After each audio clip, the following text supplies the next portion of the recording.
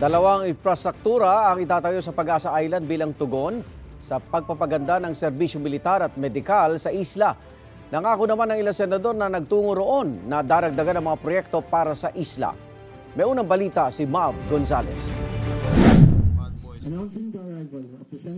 Papunta pa lang ng Pag-asa Island, sinalubong na ng radio challenges ng China ang grupo ng mga senador kasama ang Defense Secretary at Mayor ng Kalayaan Group of Islands. Napakalapit na pala ng Subi Reef na inoccupy na nila at nilagyan po nila ng naval facilities and pangdigmaan, facilities na pangdigmaan.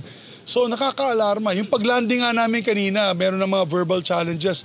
And it's so sad na nandito tayo sa loob ng ating bansa, teritoryo ng Pilipinas ito. Tapos sinasabihan ka, umalis ka dito kasi ito ay teritoryo ng China. Talaga nakakagulat, no? Nakaka-alarma at nakakagalit.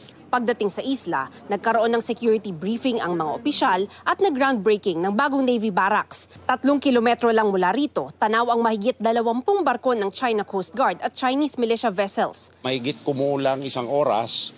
Pero kung ibang mga klase, mas mabilis.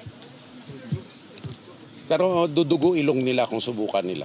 Sa tingin ko po, safe sila because no right-thinking nation will attack civilians. Normal ang buhay para sa mga taga-Pag-asa Island. Dito nakatira ang mga magulang ni Marian at ngayong may asawa at anak na siya, pinili niyang dito na rin tumira. Kwento niya tungkol sa mga Chino. Dati po mas marami kaysa ngayon. Talaga mas Opo. hindi na ngayon? Opo, mas mati na ngayon. Dati po kasi ikot talaga siya dito sa buong isla.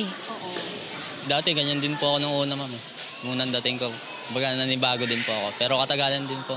Parang wala na lang din po. Parang ano lang din, normal na lang din. Pero ba't kung kayo nag-desisyon na dito talaga kayo mag-stay? Di naman sana, pero maganda kasi dito kumbaga walang gastusin, malayo sa syudad, malayo sa ingay, katulad sa Maynila, ma'am. Maraming problema. Di tulad dito, sagana sa pagkain. Para sa kanila, kaya inaayos din ang mga serbisyo rito, kasabay ng pagpapatibay sa mga pasilidad pang-militar. Nag-groundbreaking na rin para sa Super Rural Health Unit o RHU. Sa ngayon kasi, wala palang laboratorio at paanakan ang kanilang health center.